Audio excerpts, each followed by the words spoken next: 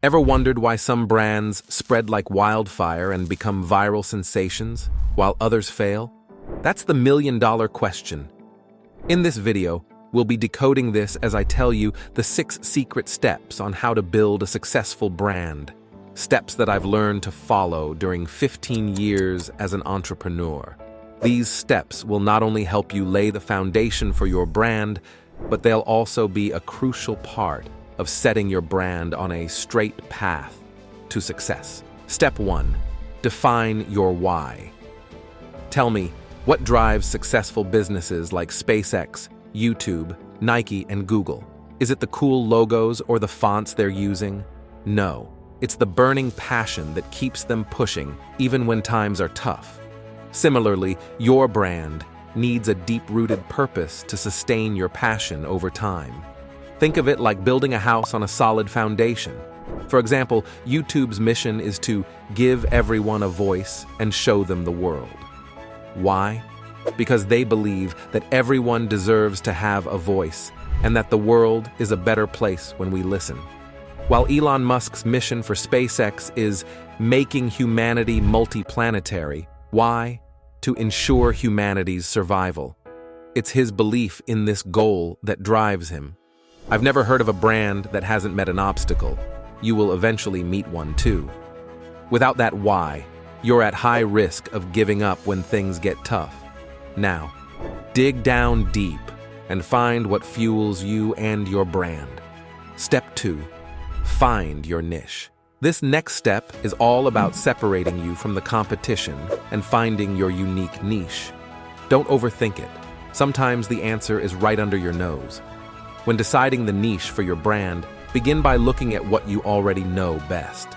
Write down what you're good at and how these unique skills could be used to your competitive advantage. Let's say you've been a carpenter for years and you're now getting into the auto business. Your niche could be work vehicles, based on your first-hand experience of using these vehicles. And if you're stepping into a new field, don't let the lack of experience hold you back. Just go with what you love. Passion can be a powerful driving force. When you've found your niche, it's time for the next step. Step 3. Designing a persona. This step is all about knowing your customer, which could be easier said than done before you've actually made any significant sales. Even though you can't be too sure, you hopefully have a pretty good hunch of who your customers are. So let's start there. With that specific customer in mind, start portraying your customer by creating a persona. This is something that I found incredibly ridiculous when I first started out, but this step is crucial, so do this thoroughly. Your brand is for this persona. Write down as much as you can about your typical customer, including name, age, gender, occupation, interests, social status, spending habits. The goal here is to pinpoint your typical customer so you can match your product or service with this persona's needs. Sometimes, there's a mismatch between the customer you believe is ideal and the one actually drawn to what you're selling. By identifying this gap now, you have the opportunity to either tweak your product or service, modify your marketing strategy, or keep working on your persona until it matches your actual customer. Therefore, being as detailed as possible in this step is really important. When you've got this part right, it's time for the next step. Step 4. Creating your brand guide. For this part, I use a couple of different AI tools and applications. They're all listed in the end. My process here usually starts with the logo. When I got that one done, I set my colors and fonts accordingly. With the basic setup, it's time to create a template. With that, I mean a standard framework that will make all branding look the same, from business cards to Instagram posts. So, why is consistency important? Can you recognize these companies? Right, that's Disney. And this one? Yep, that's YouTube. Imagine customers recognizing your brand by a quarter of your logo, font, or colors. That would be pretty amazing, right? The one thing that'll do that is consistency in colors, fonts, and templates. Around this, you'll create your brand multiverse. Your brand multiverse will initially serve one purpose: getting the knowledge of your existence out there. In the next step, I'll teach you how to use these channels to generate customers. Step 5. The bucket strategy.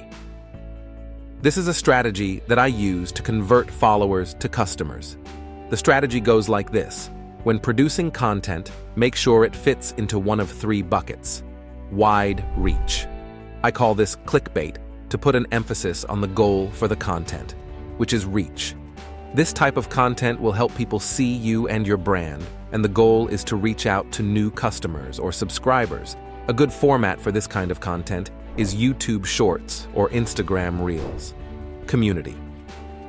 Since you've already got an existing customer base or a community of subscribers, you'll also need to produce content for this audience. Here you can be a bit more personal with them. Here's where they get to know you. Make sure to know who your audience is and produce content that will help them solve their problems or reach their goals. Promotional. So now they've found you, they've gotten to know you, and they now trust you and keep coming back for more. Now is the time to sell them on your products and services. These posts is all about promoting what you sell. Setting up your content strategy like this and regularly posting content for each topic will make sure to turn your followers into customers. Step 6. Leveraging apps and AI tools. Don't make things harder than they need to be. Creating a logo doesn't need to be expensive or difficult. Basically, everything you need in the process of creating your brand could be easily done with the help of the right apps and AI tools. I'm using Loka Logo Maker for my logos.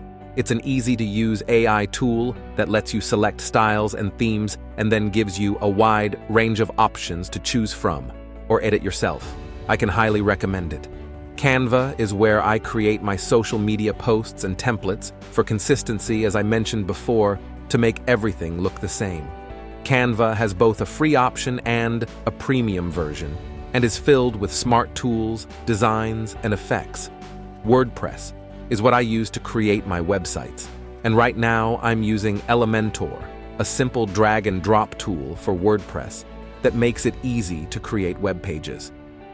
And for basically everything else, I use Fiverr. Here you'll find video editors, designers, translators, or whatever you need. Check their rankings, look through their reviews, and choose someone that seems reliable. Now, it's time for you to let me know what problems you're facing with your brand. I'd also like to know which of these tools and applications you're already using. Let me know and comment below.